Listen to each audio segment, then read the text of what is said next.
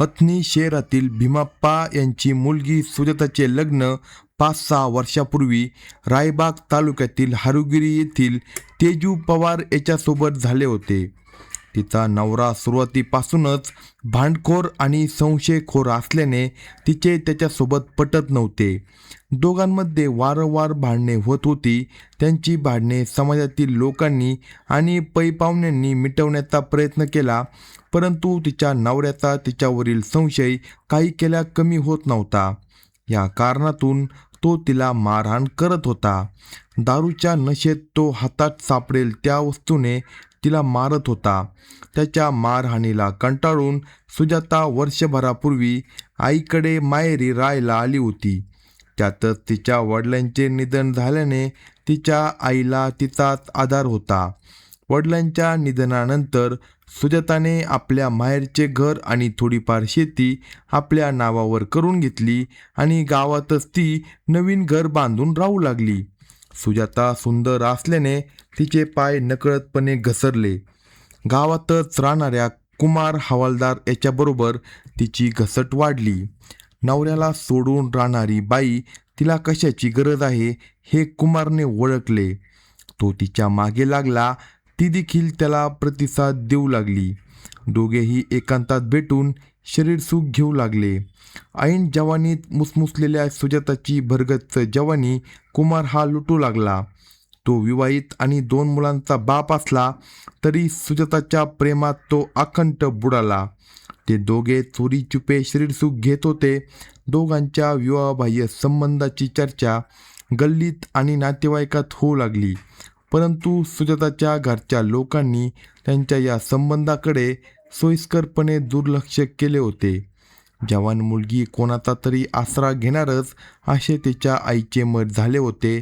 त्यामुळे कुमार हा बिनधास्तपणे तिच्या घरी ये जा करत होता. तो सुजाताचा मनसोक्त उपभोग घेत होता. तीही त्याला काही कमी पडू देत नव्हती. पण तिला भोगता भोगता आता तो तिचा मालकच झाला होता. त्याची नजर आता तिच्या मालमत्तेवर पडली होती. सुजाताने तिच्या नावे घर आणि शेत केल्याचे त्याला माहीत असल्यामुळे तो तिला "मी तुझ्याशी लग्न करतो, तुझा सांभाळ बायकोसारखा करतो" असे म्हणत होता. तसेच तुझ्या नावावर असलेली घर आणि शेती माझ्या नावावर कर, मी तुला काही कमी पडू देत नाही अशी गर तो तिला घालू लागला. पण सुजाता काही दूधखोरी नव्हती. ती त्याला शरीरसुख देत असली तरी तो तिच्याशी लग्न करू शकत नाही हे तिला माहीत होते. कारण त्याला बायको व मुले आहे. तो आपला वापर करून कधी सोडून देईल याचा भरवसा नसल्यामुळे ती कुमारच्या बोलण्याकडे दुर्लक्ष करत होती. ती त्याला कामापुरतेच बोलावून घेत होती. इकडे कुमारच्या मनात तिची सगळी प्रॉपर्टी लुबाडण्याचा डाव असल्यामुळे तो शरीरसुख घेत असताना प्रॉपर्टीसाठी तिच्या मागे लागला होता. तिनेही त्याला "तुला मी पाहिजे का माझी प्रॉपर्टी" असे थेटच विचारतात कात्रीत पकडले. "तुला माझी प्रॉपर्टी पाहिजे, तुझे माझ्यावर प्रेम नाही" असे ती त्याला म्हणाल्यामुळे त्याला गप्प राहावे लागले. पण तो मनात दुःख धरून बसला होता. जी बाई नवऱ्याची झाली नाही ती माझी कशी होईल असा तो विचार करत होता. हिचा फक्त त्या कामासाठी वापर करून घेतला तरी आपल्या हाताला काय लागणार असे त्याच्या डोक्यात आता येत होते.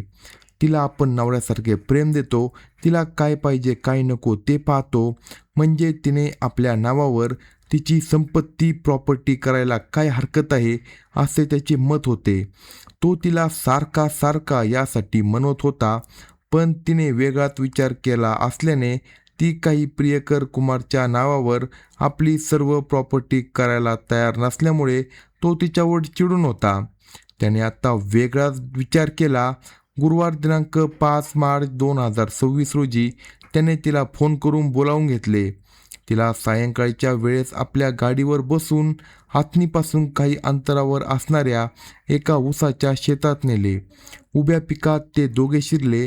आतल्या बाजूला जागा करून त्यांनी वस्त्रे बाजूला केली. ऊसाच्या फडातच तो तिच्यावर तुटून पडला. तिनेही त्याला ओढून घेतले. दोघांनी मनसोक्त कामक्रीडा केली. काम तृप्ती झाल्यानंतर तो बाजूला झाला.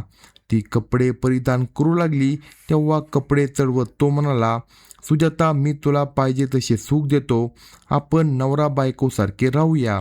मी तुझ्याशी लग्न देखील करतो. तुझ्या नावी असलेली शेती आणि घर माझ्या नावावर कर. त्याचे बोलणे ऐकत ती थोडा वेळ गप्प राहिली. तो जास्तच दबाव टाकू लागला तशी ती चिडली. तुला ज्या कामासाठी बोलवले ते झाले ना? उगीच माझा नवरा बनण्याचा प्रयत्न करू नको. नवरा या जातीवर माझा विश्वासच नाही, असे म्हणत तिने त्याला धुडकावले. या कारणातून दोघांमध्ये वाद झाला.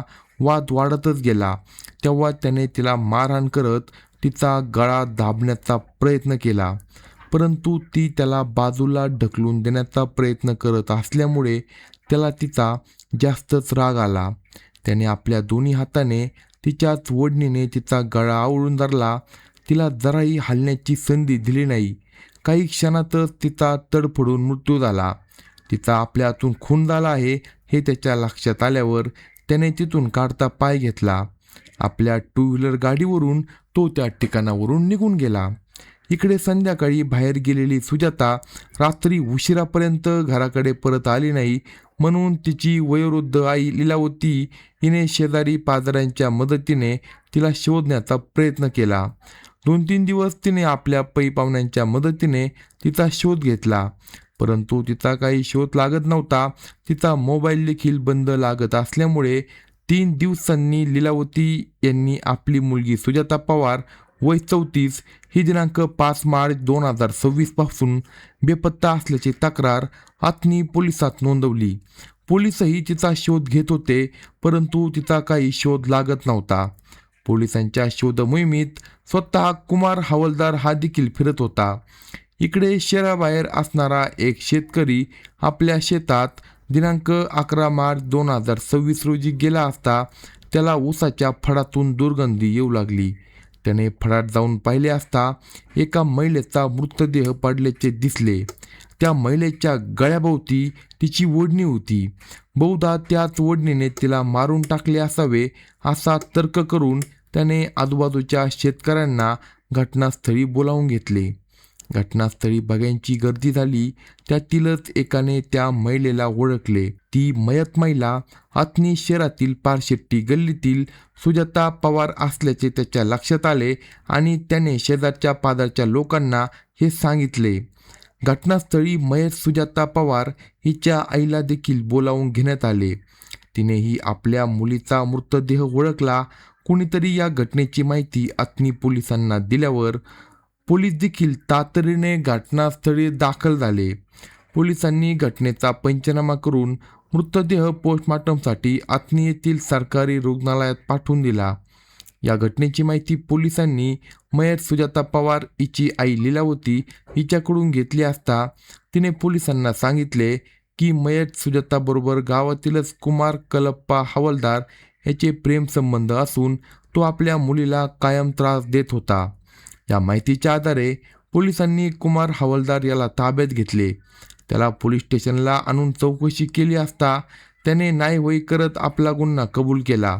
सुजाता हिच्याबरोबर आपले विवाहबाह्य संबंध असल्याचे त्याने मान्य केले. या संबंधातून तिच्या नावे असणारी तिची प्रॉपर्टी आपल्या नावे करण्यास सुजाता नकार देत होती. त्यामुळे शेतात तिच्याबरोबर शरीरसुख घेतल्यावर तिच्याच ओढणीने तिचा गळा आवळून खून केल्याचे त्याने सांगितले. या घटनेची फिर्याद मयत सुजाता पवार हिची आई लीलावती भीमाप्पा हुगार वय 65 हिच्याकडून घेतली. त्यानुसार सुजाता तेजू पवार वय 34 हिच्या खूनप्रकरणी तिचा प्रियकर कुमार हवालदार वय 40 ह्याच्या विरुद्ध खुनाचा गुन्हा दाखल करण्यात आला. या प्रकरणाचा अधिक तपास अजून सुरूच आहे.